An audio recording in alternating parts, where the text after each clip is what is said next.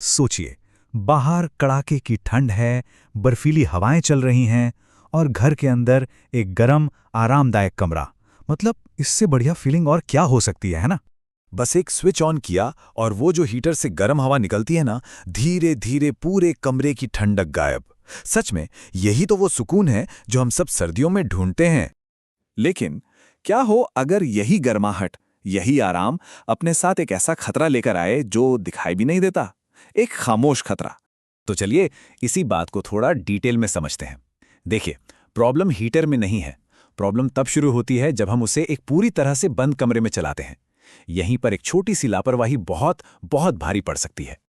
मतलब सिचुएशन कुछ ऐसी है, एक तरफ है बंद कमरे में चलता हुआ हीटर जो हमें बहुत आराम दे रहा है, और दूसरी तरफ एक सीधा सीधा खतरा जो माहौल इतना आरामदायक लग रहा है ना, वही एक जहरीली गैस का घर बन सकता है। तो ये अदृश्य दुश्मन है क्या चीज? इसका नाम है कार्बन मोनोऑक्साइड।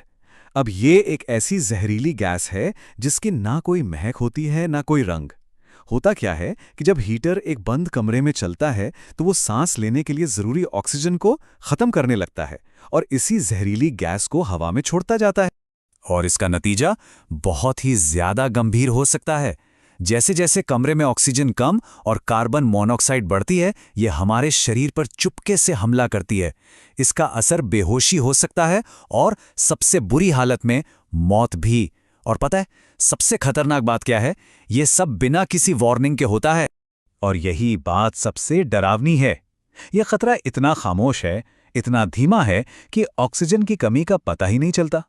इंसान को एहसास भी नहीं होता कि कुछ गलत हो रहा है, और वो हीटर बंद करने का मौका मिलने से पहले ही बेहोश हो सकता है।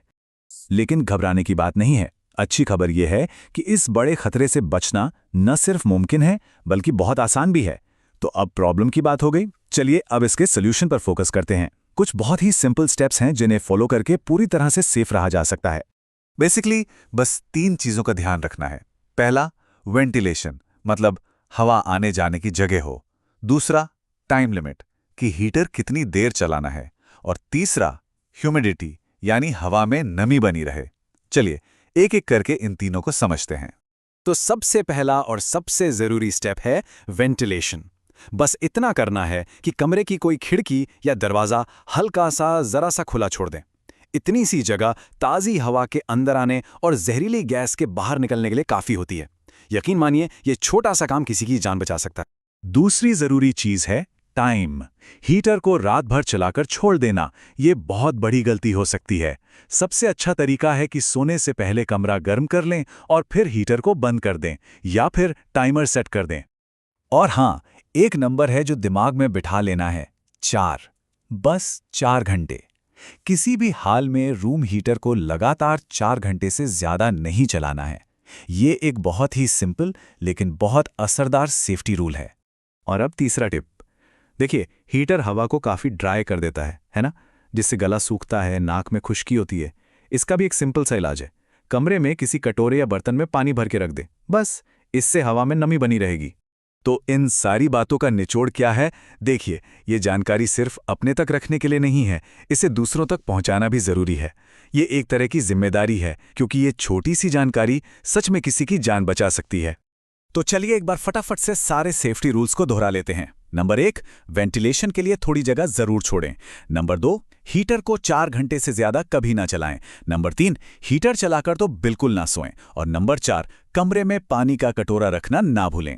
ये छोटी छोटी आदतें हैं, लेकिन ये बहुत बड़ा फर्क पैदा कर सकती हैं।